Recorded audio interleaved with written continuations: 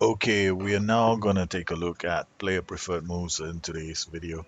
Um, Player preferred moves work in conjunction with the whole tactic that you're putting together. You can't just simply put down player preferred moves just because they are used by other people in their tactics. You need to consider how you want to play first before you stick player preferred moves in.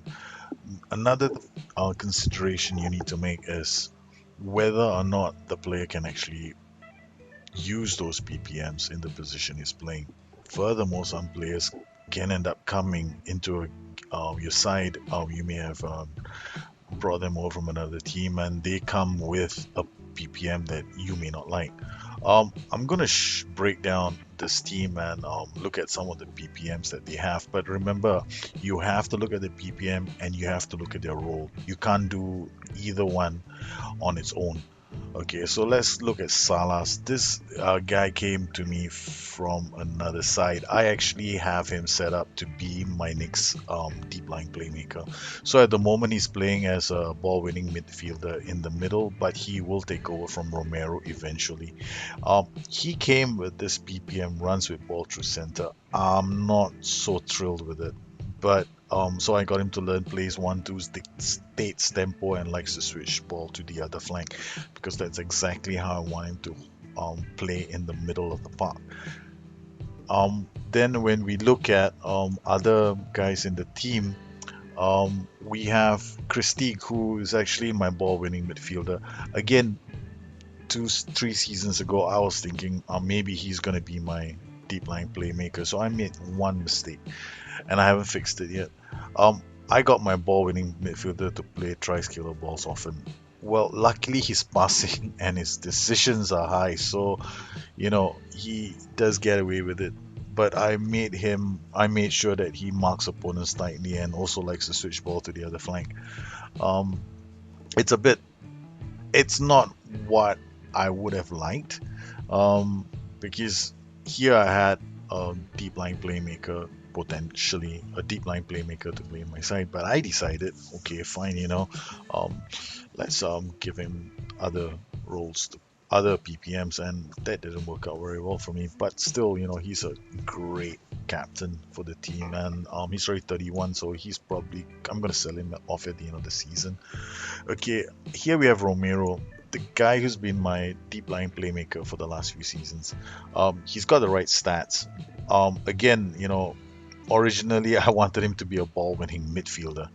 All right, and then he started off with play short, simple passes and marks opponent tightly as a ball winning midfielder. It hasn't really affected his game badly because he still has the other attributes that work together. Now remember, Christique has got killer ball and killer balls, and he likes to switch ball to the other flank, so he works quite well with Romero. So I made sure that I didn't have too many players with the same PPM across the middle of the park. So either he wins the ball, he lays it off to Christie switches the ball to the other flank, which has happened in the past, or he just plays short, simple passes to somebody else near him.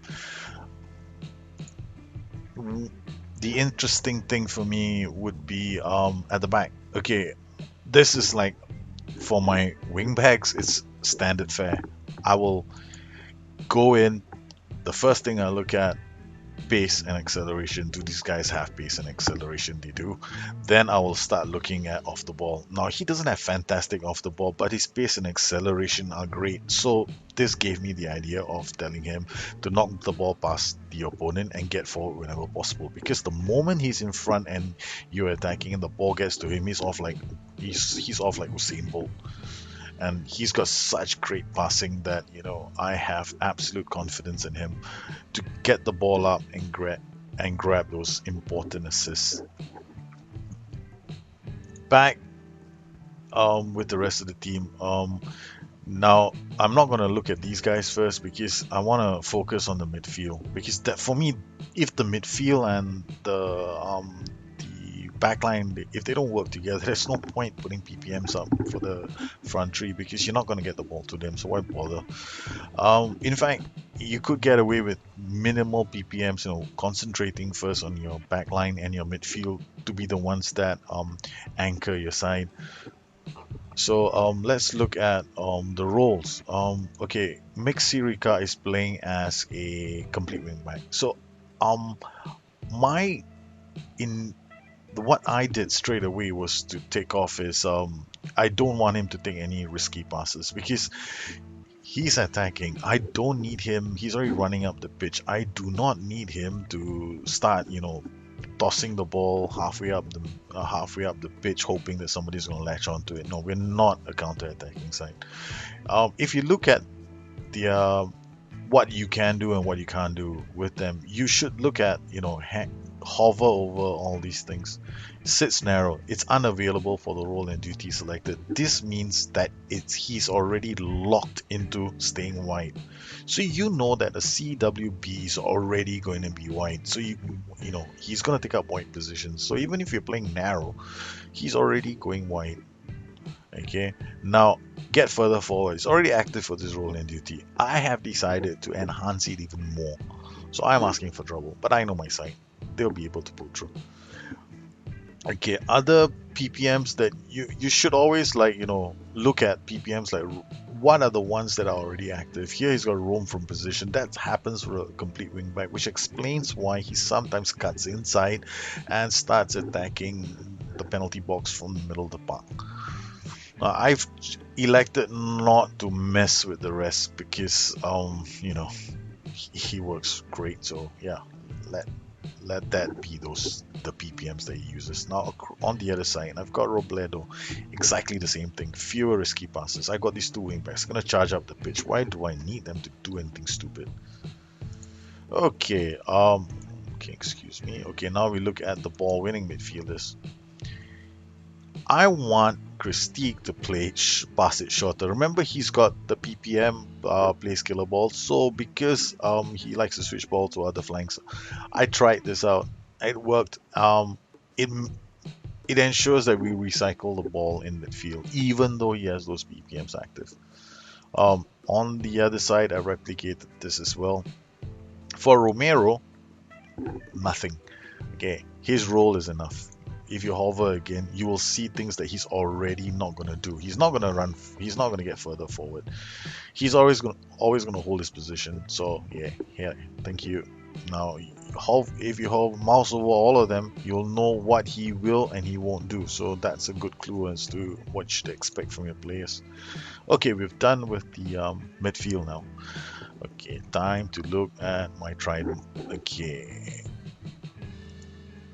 Gauchino has been told to tackle harder and close out much more. This is my high block shout. I wish this was introduced into the game, but they didn't put this shout into the game. I'm gonna be bitching for this big time when we start working on other aspects of the game. But I really like having a shout that tells my front attackers to harry the opposition. I think it's a really critical part of the whole game. He's got moves into channels. Now, some people ask me what this does exactly. It's just that vertical space, along the lines. You want your DLF to sometimes go forward so that he goes all over the place and creates space for everyone else to exploit. I've got him. His PPMs now are going to be even more interesting. I've added moves into channels as a PPM. Why? Because sometimes I might use another formation and it may not be a PPM that he can use. No, it's a PPM that's not locked into his role. So this gives me options. I need him to cut inside as well. So he's got cuts inside as a PPM. Being a DLF, he's going to be out on the flanks some of the time, okay, because he's going to be looking for space. He's going to be supporting other players. So giving him cuts inside will actually encourage him to attack the box as well. Now, every striker of mine gets places shots. I don't know why, but I reckon it leads to less wasted shots. For my Trident partnership, there's only one role that is critical when it comes to PPMs. In fact, Alcino and Perkovic, they have redundant PPMs like moves into channels, which are really not needed because their roles already to some extent encourage them. But Nathan, this dude, he's my attacking pivot. I need him to play certain set of I need him to have certain PPMs embedded into his role. One of them was runs with ball through center. I need him to do that because he is the creator of the team. He's my little Messi. I needed him to try killer balls, often play shots as a striker and play 1-2 with the two guys in front of him. It's important not to get too carried away with BPMs. You use them to enhance the system. You need to know exactly what you're doing on the pitch and what you want the tactic to do for you.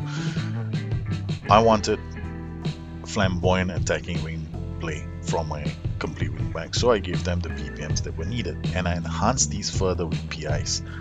In midfield, I made sure that my midfielders controlled the ball, won the ball, marked opponents tightly, and switched balls to other flanks when they had the chance. And in the case of my deep line playmaker, at least drop a bit deeper and dictate tempo. Up front, the two strikers up front, well, I have redundant BPMs in them, like moves into channels. Not really critical because your roles already encourage moves into channels. So I made sure that they placed their shots. But the guy in the middle, the attacking pivot, Nathan, he was the one who I focused everything on. I made sure that this dude gets the PPMs that I require him to use during the game. PPMs are great for a game if you're a retard like me who wants to customize every single aspect of the game. Can you get away without using PPMs? Yes, you can. You can actually make this game so simple for yourself by avoiding using PPMs, and then you don't have any headaches. However, if you want to get a slight performance tweak here and there, yeah, use a PPM, but use them sparingly until you at least learn how to use them. Well, I hope this video has helped you. If you have any questions, please drop me a note at addicted2fm.com, my blog. If you like this video, please subscribe, and thank you for watching.